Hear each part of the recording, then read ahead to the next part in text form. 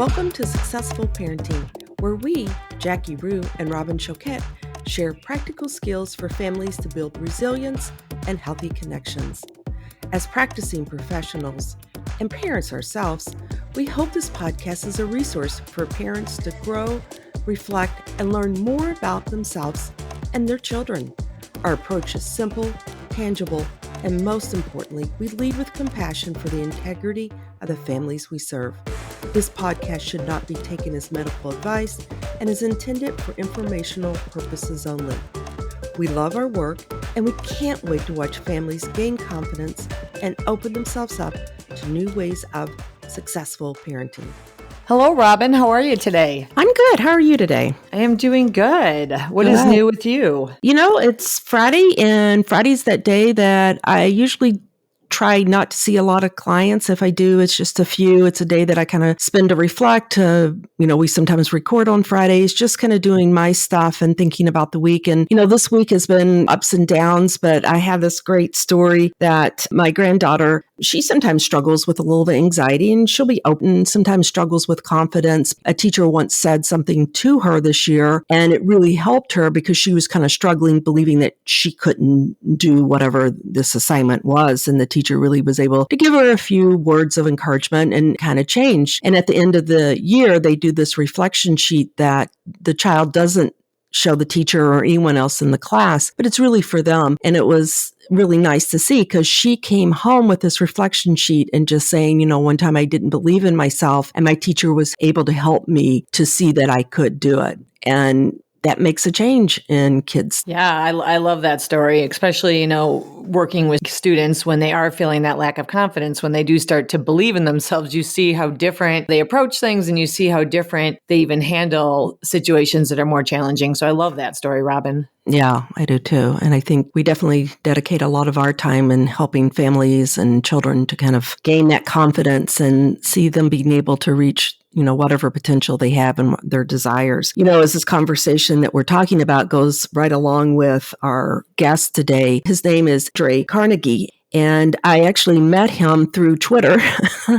So social media is not all bad, right? And just has the most positive post. Folks, if you are on Twitter, you've got to check his feed out. You will smile. I promise you, he is that type of person that if you meet out, I'm sure he says, hello, good morning, how are you? With the biggest smile on his face. And even his post just makes you feel good. I just really liked a lot of his messages, and he reached out to me and we talked and started getting connected, and he's agreed to join us this morning. So I feel like we're really lucky to have him. He actually was born in Jamaica, and we're going to get his journey and his story. So we're really happy. Welcome, Dre. Yes, welcome. Good morning. Good morning. Happy Friday. Honored to be here this morning. Honored to spend time with you all, and looking forward to a candid conversation and hopefully some motivational and inspirational stuff as well. So glad to be here. Well, yeah, and we're so excited to have you too.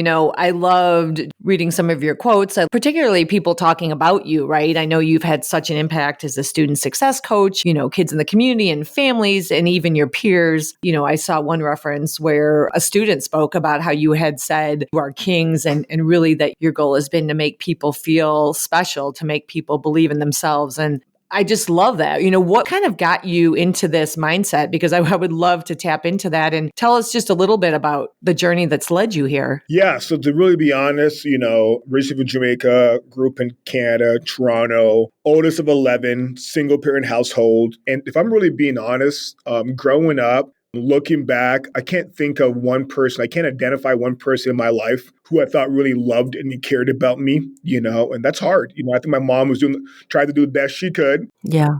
But ultimately I can't identify one adult growing up that I thought cared about me. And it was funny. I was dating a gal in high school, and, typical, her mom would call her and she'd act all annoyed. And secretly in my heart, I wanted someone to reach out to me and say, hey, Dre, you ready for the day? You ready for that test? You ready for that competition? So really, I'm kind of a unicorn in the sense that my upbringing doesn't support kind of what I do now. But I think that's what kind of spurs me on, that I'm really just trying to be someone so desperately that I needed when I was a kid. That's awesome. I think you do. You spread that for so many, and you inspire so many. So that's awesome. I appreciate that. Yes. Yeah. So tell us about the role of a success coach and what a day would look like for you. Absolutely. I tell folks that are kind of interested in the work that I do is my job is to love kids. I think when we love kids and love people, plant seeds every day. Right. So essentially for me, I travel to all the schools in our district. So it's typically 7 to 10 schools a day. It just kind of depends. And really, I'm just doing life with kids. I saw this puzzle once and it was two individuals, and this individual was sticking this puzzle piece into this other person to kind of complete them. And I tell people, kids, each child I work with, every kid I work with gets something different from me. Mm-hmm. A lot of our meetings could be one-on-one. A lot of our meetings are a small group. We always start with a celebration. There's always a game that we play. Being an XP person, I incorporate a lot of games into our lessons. And then, we have a lesson, and that's social emotional. That could be motivational, inspirational. It could be challenging students in the classroom. That's the thing with my job is that I work very closely with principals and social workers and counselors that we have these tailored lessons to make sure we're meeting the needs of each child that I work with. And it's super fun. And I think about relationships a lot of the time, it's reciprocal. A lot of times, the kids are also inspiring me as well. Absolutely. Yes. And it's a twofold. So super, super thankful for the work that I get to do and the spaces I get to occupy.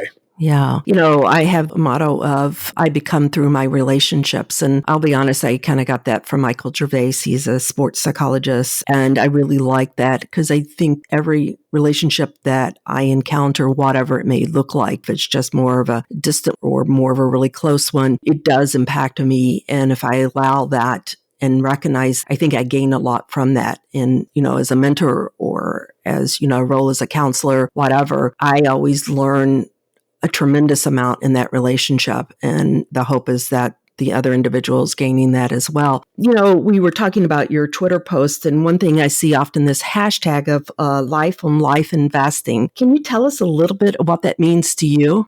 I like to be intentional with folks. I like to be purposeful. And I think if you're really going to invest in someone, those are key and principles. And that's what life and life invest in. It's not this sugarcoat, it's not this superficial, but it's a true, rich, authentic relationship where it's both parties are learning and growing. There's open dialogue. And it's funny, a lot of times I'll throw a kid off. I'll even throw adults in the buildings I work with that, I'll ask them about their families or something they told me about. And they're just kind of shocked that I remembered these things. And I tell people, honestly, I really thrive on when I listen to someone, I'm listening to you. I'm listening to care and not to share. There is no hidden agenda. I care about you. I want to know about you and the things that are going on in your life, things that maybe you want to celebrate or don't. So, when I think about life and life vested, it's truly, truly, truly being totally loving people without an agenda, listening to care and not to share. Love it. That's awesome. Yeah, I like that too, listening to care, because I think so often even kids will say they feel like, they're being criticized or judged or someone's always trying to give them advice, and I feel like they feel inundated. So it is so true.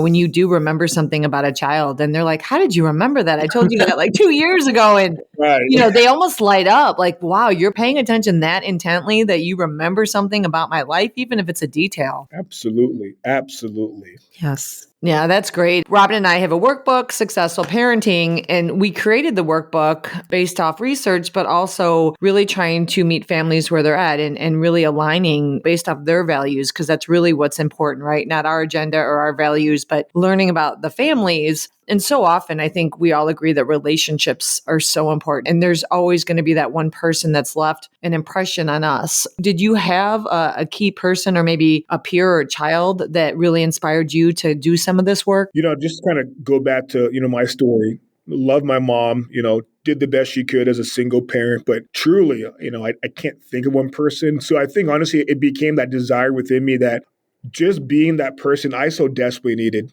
as a child. That's really what spurs me on. So, I've had mentors and other guys in my life, but, truly, I think it was something that kind of was birthed organically within me, just being that person for someone else, being that champion, being that come along, your side and touch and agree friend. Yeah, I think just kind of my life experiences kind of shaped me and molded me to be that individual for myself. And then, obviously for others as well.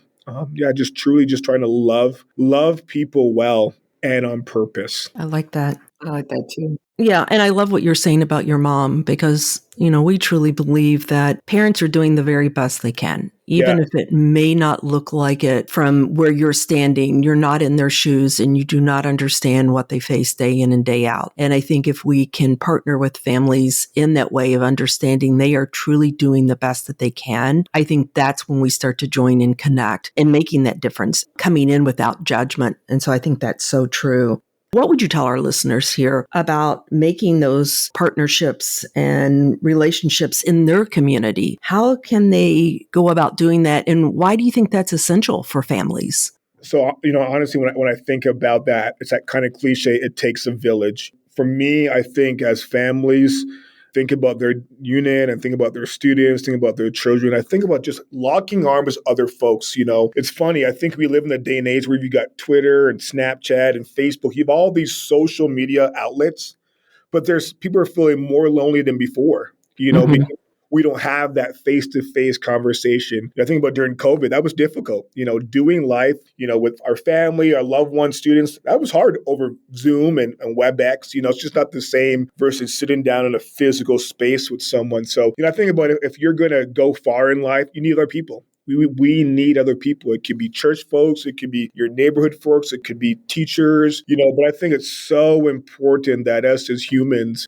have people that are doing life with us. I think in a day and age where there's so much mental health, so many people are struggling and nobody knows. Nobody knows, and we think about suicide and all these things that are heartbreaking. People are having these silent battles and nobody knows. And that's why it's so important. And I tell even the young men I worked with, our feelings, how you feel is so valued, and you are allowed to feel those feelings. But, you gotta have people who know what is going on in your life. You just do, So that's why I think it's so important for families and kids to have other people that they're doing life with for those tough moments. And then also for the moments when you want to celebrate. For me personally, I love to see my friends win. I want to see my friends, Yes. whether it's a job promotion or whatever it is, I want to see my friends and people under my care win. I think that's so important that we have people that also in our lives that want to see us win. Yes. That's awesome. I think it makes a difference for people when they feel like they have a rally behind them. Or, we always say we want every student in the school to have at least one champion. And we even have with some schools, there's an exercise where we'll have teachers write, each student's name on a sticky note and put it on the wall. And then the teachers have to go up and put a tally next to each student they have a relationship with. And if there's students that don't have any tallies, we start there. It's so powerful because so many students that we talk to, when we say, do you believe you can be successful at school or at whatever you're doing, they say no. And we talk about if you feel that you can't be successful, what is that going to look like in terms of how you're going to approach things, right? Yeah. Absolutely. We reflect in Billie Jean King's All In autobiography, we find a quote that we often hear some variation today. And if you see it, you can be it. Why is this important for families to think about? And why is it so vital for our youth today? I just spoke to a group of students last week. I travel and speak quite a bit. And I was telling that, we live in a day and age where a lot of the time we're kind of comparing ourselves to other people. We are our own worst critic. We beat ourselves down. And sometimes these are individuals that have this smile on their face. They've got this positive attitude, but inside they're finding this battle of self-doubt and comparison game. And that's soul crushing. That will crush you. So I tell people, it's so important that, we understand that each one of us brings different talents and treasures in life. And we need to celebrate that. I really kind of pump the kids I work with that you're a masterpiece. You're a 10. And what you do and who you are matters. Especially with kids, we got to reshape that thought like, man, like I can do things. I can see myself. I can be successful. And I think for parents too, I think we live in a day and age too when I think sometimes as parents, we kind of criticize our parenting. And I tell people, I believe, I know that parents are sending their best kids to school and parenting's hard. And I want to encourage all the parents who are listening today that you're doing a great job. And I'm so proud of you. And I'm so thankful that your kids and that your family have you. So kudos to all the parents out there. It's not easy, but you're doing a great job. And that's kind of my thoughts on that. I'm not sure if that actually answered the question, but hopefully that was panicked. I was on the spot. So Yeah. Well, I think it's just so important for families and kids to see us. And especially, for you, Dre, I think for some of those young girls and boys to see you, a Black gentleman out there with this amazing attitude and being so grateful and so happy. And, I know in women's sports, we say it a lot for talking about women in more leadership roles. If I can see you, then I know I can be you. And just like for families, I think that's what you're really talking about there is that parents, if you're doing a good job or you're acknowledged, then you feel like you can do it, right? And I think that is so important. I think you give that to a lot of the kids today here in the Kansas area and beyond. So thank you. appreciate that. Thank you. Thank you. As you were talking about, it is difficult. Parenting and families really struggle in so many different ways. They're facing the fears over the internet. Is my child safe there? Addictions and substance use, mental health, all of that. Fentanyl is scary. That's some scary stuff out there, and families are facing that. I have adult children, and it's still scary, but it's a lot different than even when my girls grew up. Thinking about this, what trends do you see today that the families are struggling with, and the families that you partner with in this community that you work within? Honestly, I think all above what you just mentioned, I think that fentanyl stuff is super scary. I think mental health is a big one. I think trying to balance work-life balance. You talked about the financial piece, all those things that incorporate, doing life or living life. I tell folks, whether it's adults I work with or parents I'm trying to coach up, is that having courageous conversation with your kids is so important. Having that open dialogue. I think sometimes as you get busy, it's easy to just think maybe it's someone else, maybe it's the teacher's job, or maybe it's the school's job, or maybe it's the friends. But I think it's so important as parents that we have these courageous conversations with our kids about feelings or things they're struggling with or things that maybe that are going on in their lives that, sometimes kids can be so good about hiding. Like I said, I think COVID, we're still kind of seeing the impacts of that. I think definitely, hurt kids, hurt our community. Yeah, just difficult times. So those trends are trends I've seen. I think kindness, I think we didn't live in a day and age thing. We got to be kind. You never know what Absolutely. someone is going through. You just don't, and I think when you operate with a lens of kindness, you can never go wrong. You just can't. So I like that. I had a good friend that always said, you do not know what's going on behind closed doors. And to remember that. And I think it's so true. People walk out and they can put that smile on their face, but you don't truly know what's happening. absolutely. Absolutely. Well, and I'm guessing that's probably hard for you, right? As somebody taking care of so many others. I mean, when you have a bad day too, right? Does that become hard for you then too, to kind of keep that smile going? Or do you feel like just knowing that others need you kind of keeps you going? I'm gonna be honest. I think a little bit of both, but I think honestly, why I'm really successful when it comes to this kind of stuff with people and touching lives, that I'm really transparent. I think it's so important that kids see that when we're having hard days and how to cope with that in a healthy way.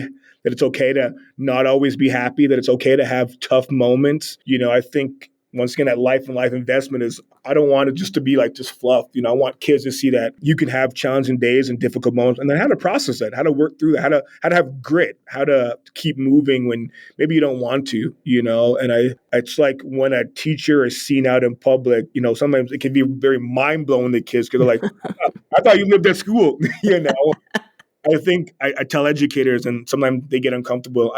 You need to get real with your kids. Your Yeah. kids need to know you're a real person. And that can be transformational and can be super powerful. So, but yeah, obviously when I do have down, I've got people out in the community that outside of the job that I can lean on. And I've got a men's group that I go to on Wednesday mornings, because obviously I think taking care of us, taking care of you is important, because if you can't take care of you or if you're not well, it's going to be hard to serve the people in your circle or those that have been placed in your life. So mental health is real. Mental health is real. 100%, 100%. And you've had so many experiences, and I'm guessing you've learned from so many others too. Thinking about all, that's in your toolbox, what suggestions would you give to our listeners and families? Just some things to think about. What advice to help and support the young people in our world? That's a good question. I love. Okay. Well, I'm going to be honest, from the parent's perspective, I think once again, giving yourself some grace, parenting is very difficult. and working, and that work-life balance can be discouraging sometimes. So I want to continue to encourage the parents on this line that you're doing a good job. Give yourself some grace,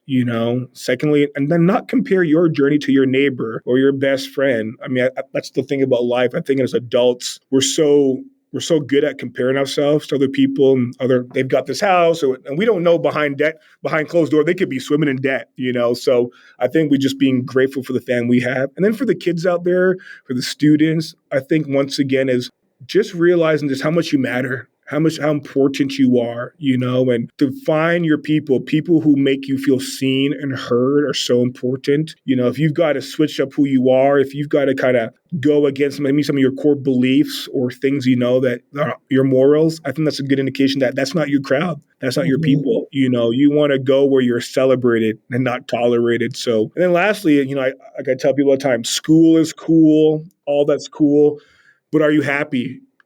Are you a happy individual? And I think doing things that feed your soul, doing things that make you feel good, because when you feel good, you're going to want to do things. When you don't feel good, you don't want to. And I think a lot of times people don't do enough things that feed their soul, So we need to make sure whether it's exercising, reading, going outside, getting fresh air, all those things are so important, so important.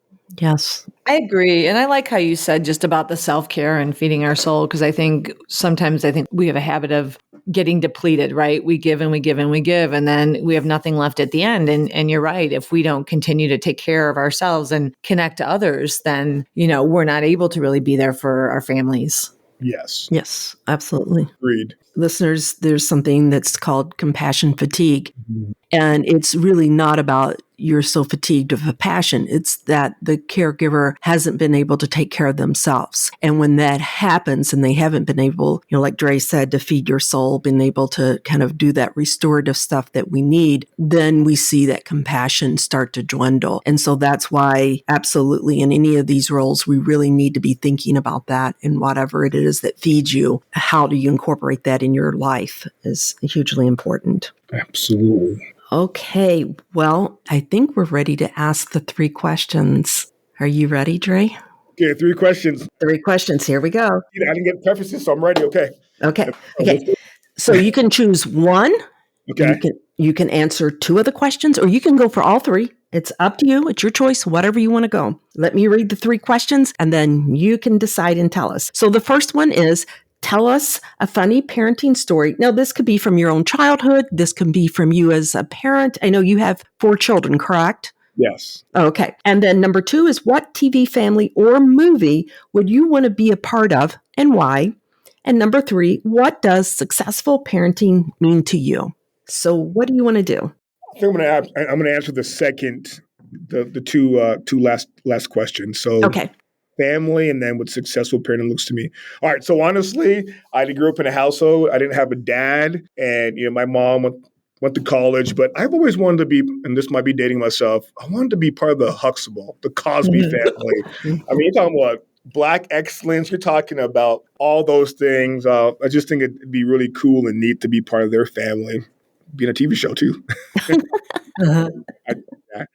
And then, I think successful parenting looks like this, knowing that, you are doing the best you can every day and just celebrating that. Life's a journey, and we get so caught up with plans and preparation, which isn't a bad thing, but I think just loving the journey of parenthood and life, finding things daily to laugh at, finding things daily to celebrate, and finding things daily that as a family, maybe as a unit, you want to do better. But once again, I'm big about people and encouraging others. I just want to continue to encourage the parents on this line, that the parents are going to listen to this, that I'm so proud of you. I'm so grateful for you, and what you do every day matters. Your family is blessed to have you, and your journey is their journey. And I really can't wait to see the continued amazing things that are going to happen in your family, in your household, amongst your kids, spouses, whatever your family dynamic looks like. I'm agreeing that great things are in store for you all. Oh, I love it. Yeah. Okay. So I'll put it in the description, but tell them your Twitter handle, Dre. Perfect. You can find me at Twitter at Dre Success Coach. Yes. And I will promise you, folks, you will feel good when you see this post. So thank you. Thanks so much. We appreciate you coming and talking today. Absolutely. It's been a pleasure. And thanks again for having me. Thank you. Hope you have a great weekend. You as well. Thanks so much. Thanks. Bye, everyone. Take care. Bye, Jackie. Bye. Thank you for joining us, and make sure to subscribe and like us to catch our next episode, where we will take you on a journey to find new ways of successful parenting.